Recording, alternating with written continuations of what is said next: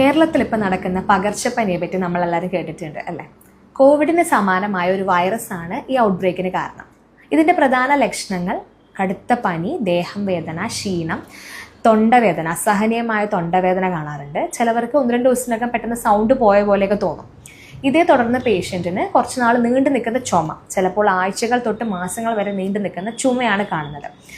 ഈ ചുമ പനി മാറിയാൽ പോലും പെർസിസ്റ്റ് ചെയ്യുന്നുണ്ട്. അതിനോടൊപ്പം തന്നെ ശ്വാസം മുട്ടും, കിതപ്പും, കുറുങ്ങലൊക്കെ കാണാറുണ്ട്. ഇതിന് നമുക്ക് എന്താണ് ചെയ്യാൻ പറ്റുന്നത്? നമ്മൾ സെൽഫ് ട്രീറ്റ്മെൻറ്റ് ഒരിക്കലും എടുക്കരുത്. ഉടനടി തന്നെ സിംറ്റംസ് ഉള്ള ഒരു ഡോക്ടറെ മീറ്റ് ചെയ്യുക. വൈറസ് പനിയായത് കാരണം ആൻറ്റിവൈറൽ ട്രീറ്റ്മെൻ്റ് ആണ് ഇതിന് പ്രയോജിതമായിട്ടുള്ളത്.